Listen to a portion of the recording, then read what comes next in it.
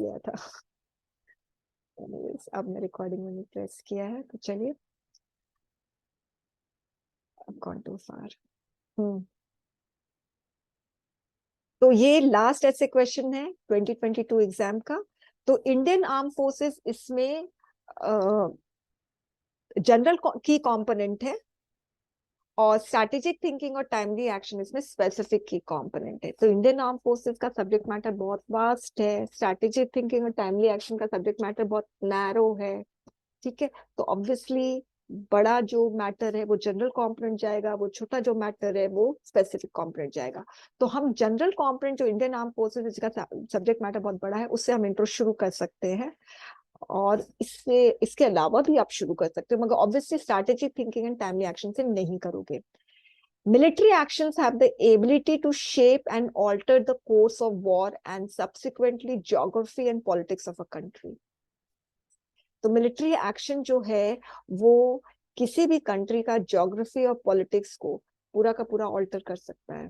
ठीक है, और इससे क्या होगा, पूरा जो पीपल है उस कंट्री के, उनका पूरा जो फेट है वो डिसाइड होता है, उसकी पूरी डेस्टिनी डिसाइड होती है वो कहाँ पे जाएंगे। The effectiveness of military doesn't lie solely in their strength. अब देखिए इंट्रो की लास्ट लाइन में मैंने ऐसे क्वेश्चन को एक्सपोज किया है, कर सकते हो। मैंने फर्स्ट लाइन में ऐसे क्वेश्चन को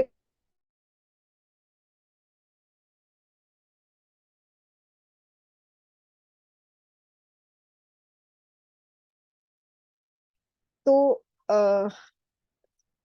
मैंने इंट्रो की लास्ट लाइन में ऐसे क्वेश्चन को एक्सपोज किया है, strategic thinking and timely action. Fine, Indian armed forces have proved that they are the combination of both. पूरा ऐसे क्वेश्चन एक्सपोज हो गया इंट्रो के लास्ट लाइन में।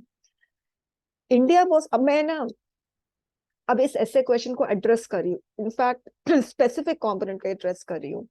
India was able to counter the invasion of Pakistan forces in Kashmir Valley in 1947 due to timely action of the Indian Armed Forces. मैंने इसको elaborate नहीं किया क्योंकि मुझे इस पर मिला नहीं data. They again proved the effectiveness in 1965 war when Pakistani forces was breaching in India through POK. Indian Armed Forces opened second front and reached up to Lahore. It is this strategic thinking and timely action which made Pakistani army to withdraw from India and save its own backyard.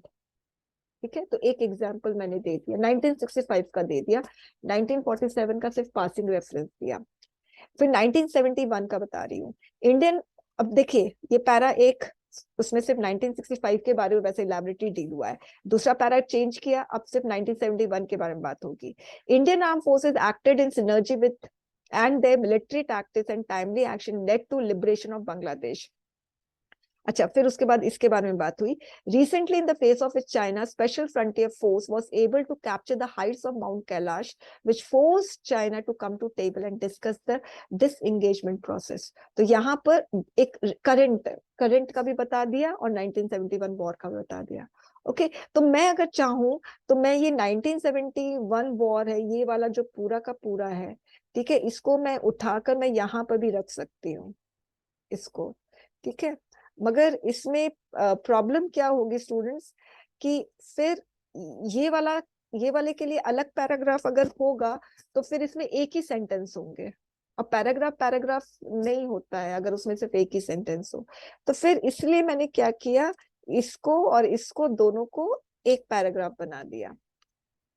ठीक है, तो इस अब थोड़ा सा ना symmetrical हो गया, जैसे इस पैराग्राफ में दो एग्जांपल 1947 1965, ठीक है, और इसमें भी दो 1971 और रीसेंट वाला खत्म। मगर फिर क्या हुआ 1962 में, there was lack of jointness in the action of Indian Armed Forces which caused a humiliating defeat to India. फिर 1999 में भी हुआ, lack of timely action made it possible for Pakistani army to capture several high posts in India. ठीक है, तो overcrowded नहीं लग रहा है। फिर मैं यहाँ पर मैंने कंक्लूड कर दिया, कंक्लूजन थोड़ा बड़ा है स्टूडेंट्स यहाँ पर, इसीलिए मैं बोलती हूँ कि जैसे आप लोग, मैंने बोला 50 वर्ड्स 60 वर्ड्स का रखना, तो अब देखो कंक्लूजन मेरा 104 वर्ड्स का है। इतनी फ्लेक्सिबिलिटी होनी चाहिए।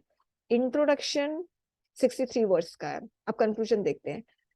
The Indian Armed Forces need to be battle ready even on short notice, especially in view of the changing nature of threat within military domains. But India's status as the world's biggest arms importer is a hurdle in achieving military superiority. Indian government is attempting to build an advanced defense industry which aims to turn the country into defense manufacturing powerhouse. Indianization of Indian Armed Forces या Indian military, ये question भी बहुत important है। ठीक है, मुझे लगता है कि मैंने दिया है ये वाला question. Government is also focusing on enhancing the synergy among Indian armed forces for carrying out timely and effective response. तो आप देख लो ये वाला दोनों भी ऐसे क्वेश्चन में है। ठीक है, effective response यानी action, timely action. ठीक है, the post of CDS is thus created and proposal for space theater command along with the 2 existing theater command is on papers. अब स्टूडेंट्स ये वाला कंक्लूजन इसलिए बड़ा हुआ है क्योंकि मैंने यहाँ पर थोड़ा सा प्रॉब्लम भी बता दिया और फिर उसका सोल्यूशन भी बता दिया, मगर मैंने यहाँ पे आप लोग देख होंगे मैंने सारे की कॉम्पोनेंट्स मैंने इंक्लूड किए हुए हैं। ओके, अच्छा, अब कोई क्वेश्चन है? कोई क्वेश्चन? ओके।